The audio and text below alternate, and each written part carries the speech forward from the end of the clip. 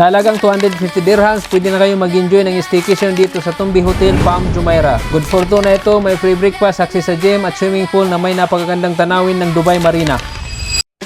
Pagpasok mo pa lang sa hotel, mapapansin mo na kaagad ang moderno at eleganteng design. Maliwalas ang lobby, relaxing ang ambiyansa at maayos ang bawat detalye ng interior.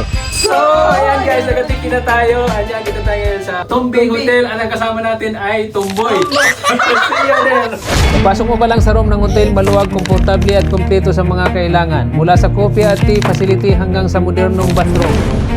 Isang araw ang papagawa ko ng bahay, ito yung magiging pattern natin. Sana makapagpagawa tayo kasi assume na wala naman tayong pirang pagpagawa. So yan. Ang malaking bintana naman ang nagbigay ng magandang tanawin ng Dubai skyline at dagat. Look at that! Woo! Sabit ng gabi ng lakad kami sa Palm Jumeirah Seaside at talagang namangha kami sa ganda ng paligid at city life. So, yan guys, ito na yung pinaka-iniintay natin, yung breakfast yan. Pupunta tayo sa breakfast ngayon kasi gutom na daw itong mga kasama ko. Ang mga pagkain na available sa araw na ito ay English breakfast na may turkey bacon, hash brown, French toast, sausage, egg, kape at marami pang iba. Isa ito sa breakfast na talagang nagustuhan namin. How's the food, madam? Very great.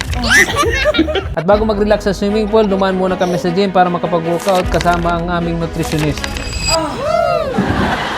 Nakailang protein ka na ngayon? At syempre ang highlight ng stay namin ay ang swimming pool na may napakagandang view ng Dubai Marina.